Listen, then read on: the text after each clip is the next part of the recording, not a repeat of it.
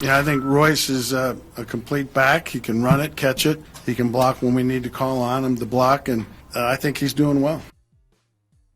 Is Royce Freeman pushing aside, catching up to, surpassing Phillip Lindsay when it comes to the more featured back in the Broncos offense? Consider the Bears game. Lindsay rushed 13 times for 13 times for 36 yards. Freeman, 11 times for 54, 4.9 yards per carry. Freeman had 5 catches on 7 targets. Lindsay, 4 catches on 7 targets. The numbers speak to it being even, but we went into this offseason, we went into the season thinking Lindsay. Sure. With Freeman, the more complimentary guy. Is it changing? I think the structure is changing in that I think Freeman, and I don't know where the explosive kind of plays are, but just based off the top of my head and based off of what I've seen, I think there have been more kind of quote unquote explosive run plays, I feel like, from Freeman this year than from Lindsay. And as long as that's the case, as long as you're going to get more explosives out of one guy versus the next, then that's the guy who's going to get the lion's share of the opportunity. So I think it is. I think you see this quote-unquote changing of the guard. Real quick, do you see anything different in the way that Lindsay's running? That he doesn't seem to have the same burst, the same pop, same... No. I just think that right now, the way it's played out, when you're splitting opportunities, you have to make the most of your opportunities. If you're trying to do too much, it's going to be hard to do that. But I just think the way the reps have kind of divvied out, for whatever reason, Freeman has gotten, more explosive plays, or at least to my eye, that's what it looks like. I don't know what the numbers tell you, but to my eye, he's been a little bit more explosive a running back. Next on the Morning Brew. They're going to give you multiple looks, and they're going to play fast. They're going to try to create a lot of chaos, and they got some good players doing it right now. So they're going to be a tough challenge, and it's another week for us to stay patient and try to create as much as we can. There's Joe Flacco talking about the Packers defense, and we think of Green Bay, you think of Aaron Rodgers, but the Broncos and Packers are very similar right now, other than the fact that Green Bay's 2-0, but Green Bay's not doing much offensively. 10 points and 21 points in 2 games, but only gave up 3 to the Bears and only 16 to the Vikings. Mm-hmm. You've been watching a little bit of the Packers because you're getting ready to call the Vikings this week against Oakland on Fox. So is this Green Bay defense, it's been their Achilles heel the last couple of years. Thank you. Is it much better? Is it much better? Yeah, no, it's a heck of a lot better right now. Mike Pettin's got him playing really well as a coordinator. I think Kenny Clark is playing great in the nose tackle position. Preston Smith at one outside linebacker. Zadarius Smith, the kid from Baltimore, the other outside linebacker, playing really well.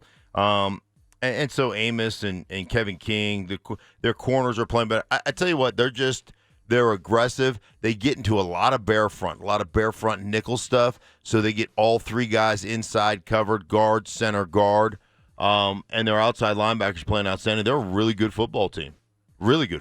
So, they gave up to Minnesota. They gave up one play where they had a 75-yard touchdown run and one play that was probably about a 60-yard touchdown pass.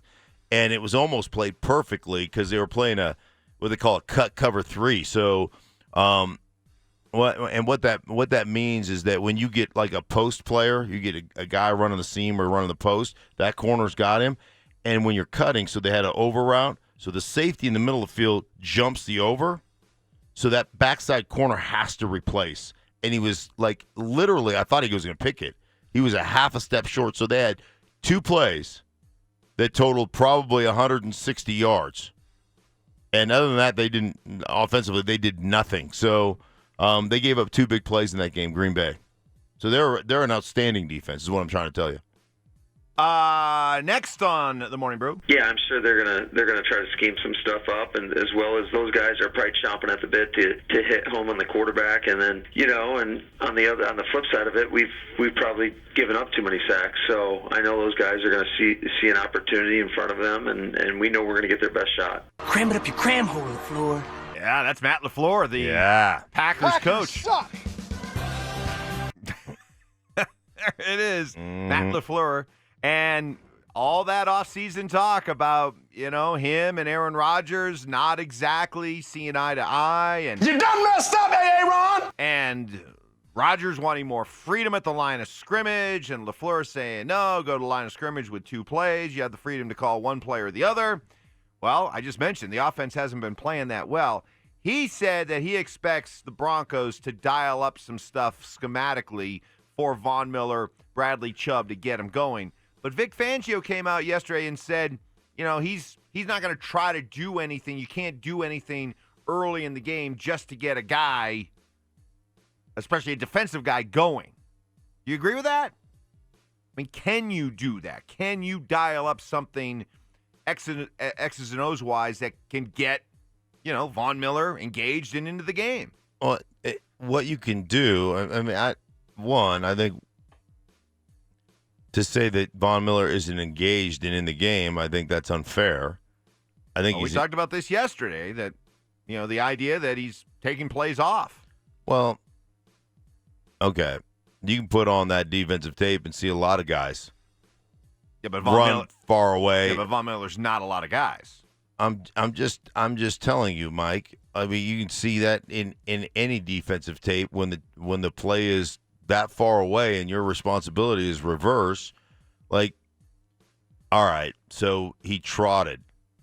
You know what? Play to the whistle. Yeah. I tell my 12-year-old son, when you're playing, play to the whistle. And you're playing every play, and you can't get off the football field. My son plays offense and defense. Right, yeah, okay. He's a two-way player, and he plays to the whistle. Yeah, he does.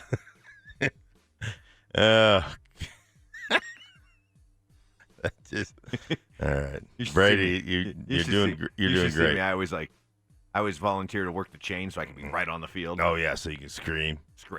Right. Play to the whistle. That's right. What is this? A 4-leaf clover? Good luck. To get so you can walk guys up. You can mug. You can take a linebacker and mug a guard so they can't double team Vaughn. So you can get a 1-on-1. Some of that stuff. But again, here's the issue, Mike.